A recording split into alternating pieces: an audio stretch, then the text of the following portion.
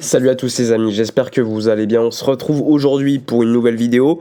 On va revenir sur l'actualité du FC Barcelone avec les résultats de la Ligue des Champions hier, surtout l'arbre qui va pouvoir déterminer les prochains matchs du Barça. On aura beaucoup plus de détails demain puisqu'il y aura un tirage au sort sur les matchs de barrage.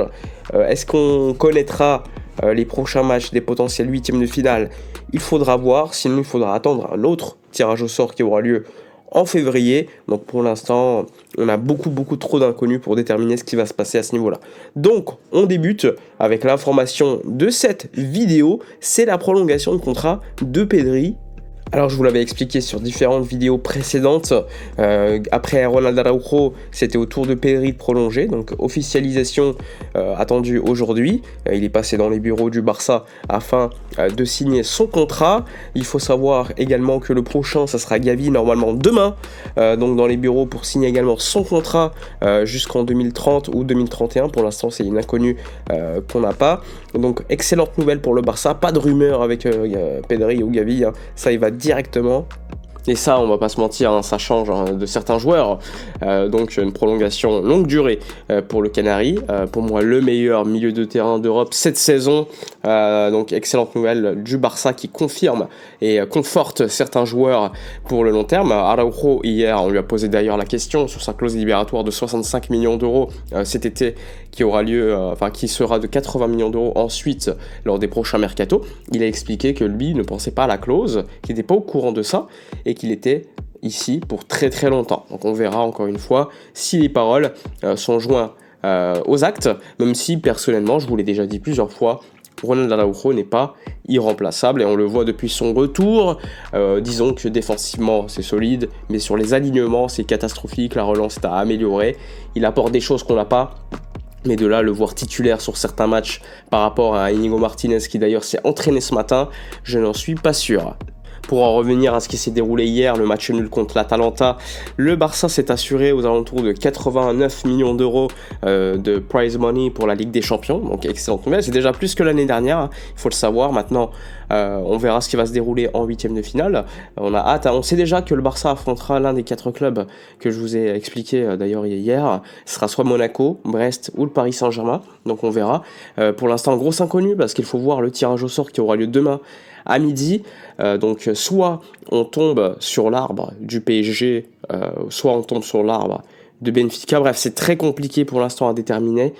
Perso, je vois pas Brest se qualifier lors de ces barrages, ou encore Monaco, ça va être très compliqué. C'est pour ça que je vous avais plutôt parlé de Benfica ou du PSG. Mais en tout cas, des huitièmes de finale assez intéressants.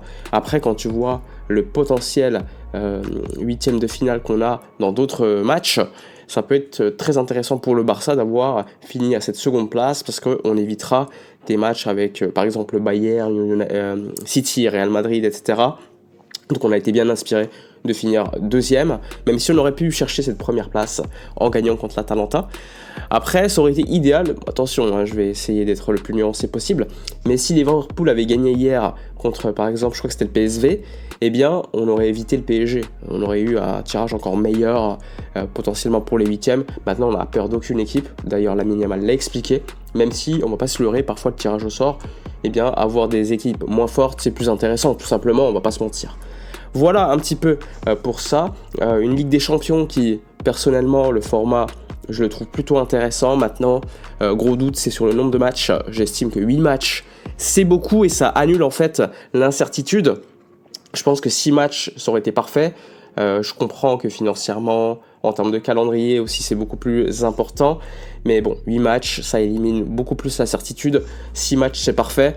6 matchs, ça te permet également de voir certaines équipes, dès lors qu'elles chutent, eh bien, elles sont quasiment dans l'obligation de gagner. Alors que là, bon, tu peux te permettre 1 ou 2, 3, voire 3 faux pas et te qualifier. Hein. Quand tu vois City qui se qualifie avec autant de faux pas, bon, ça se laisse assez songeur quand même sur le sujet.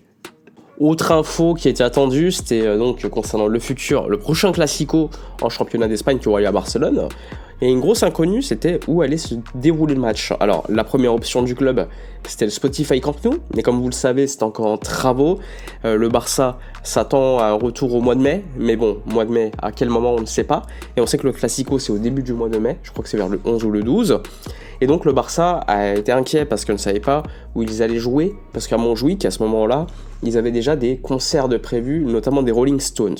Excellente nouvelle qui est tombée ce matin, les concerts organisés potentiellement par les Stones ont été annulés en Europe, donc le Barça aura Montjuïc à dispo, et donc pas de, on va dire, autre stade éventuellement. On parlait beaucoup de certains stades de Tarragone, même de matchs à l'extérieur de l'Espagne. Aujourd'hui, la priorité c'est le Spotify Camp Nou et sinon ça sera Montjuïc. Donc excellente nouvelle, hein. On aurait pu jouer dans un match. Franchement, il y en a qui parlaient même de l'Estadi Johan Cruyff, le stade du Barça Athlétique, l'équipe B. Donc franchement, heureusement, excellente nouvelle à noter ce matin. Donc sinon, en termes des autres informations que je pouvais également vous rapporter, ce que je voulais noter, c'était surtout l'autre critique effectuée par Hansi Flick en conf de presse après le match contre l'Atalanta, où il a critiqué la défense en disant « Ouais, ok, l'Atalanta est une superbe équipe qui défend très très haut, en 1 contre 1 sur tout le terrain, mais défensivement on n'a pas été bon. » Et ça, c'est quelque chose que je veux vraiment souligner, c'est que Flick, ce genre de match, ça se voit qu'il a appris. Il a appris de ses matchs et ça l'a plu parce qu'il l'a expliqué, hein. Franchement, il fallait qu'on se teste contre une équipe comme l'Atalanta qui est collectivement supérieure à ce qu'on a pu affronter cette saison, personnellement je trouve. Et donc oui, il a noté la défense qui a été améliorée, il a parlé également des remplaçants, Ferran, etc. Et il a mis, il l'a pas dit, mais ce qui est intéressant c'est de voir qu'un Lewandowski qui sort beaucoup plus tôt dans les matchs, en ce moment on sait qu'il piste le Barça à Rashford et qu'on sait que ça va être compliqué, mais que c'est pas impossible, il reste 2-3 jours là, jusqu'au 2 février, il faut un départ et ça va être compliqué. Mais on comprend que Rashford, dans les yeux d'Hansi Flick, c'est pas forcément un ailier, mais plutôt un numéro 9.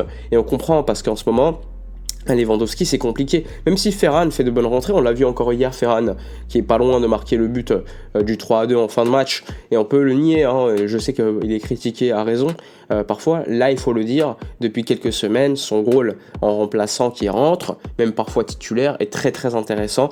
Et donc ça, c'est à noter pour un joueur qui a été longtemps critiqué à raison, ça il faut le dire, mais quand il fait bien, il faut aussi le dire. Il y a eu également la sortie de Lamine Yamal du match hier avant la fin, il restait 2-3 minutes, il est sorti énervé. Bon, Lamine en conf de presse a expliqué que c'était sur le moment, que Flick lui a expliqué qu'il fallait se concentrer sur la Liga, on lui a posé même des questions sur son futur, il a dit « Moi, mon futur, c'est mes agents qui gèrent ça avec le club, moi je veux gagner ici, donc il n'y a pas de problème, je me concentre sur le terrain. » Donc un classique discours de la part de Lamine Yamal, donc à ce niveau-là, on ne peut rien reprocher à l'Espagnol. Flick a également expliqué que c'était juste un énervement logique en sortie de match. Rafinha a également tempéré, donc rien de très grave à ce niveau-là. Voilà pour les informations de la journée. N'hésitez pas à donner votre avis avec l'info de la journée. Pedri qui prolonge, demain ce sera Gavi, et ensuite Lamine Yamal plus tard en été. Voilà pour les infos. N'hésitez pas à liker, commenter, partager. Moi je vous dis à la prochaine, et d'ici là, comme d'habitude, portez-vous bien.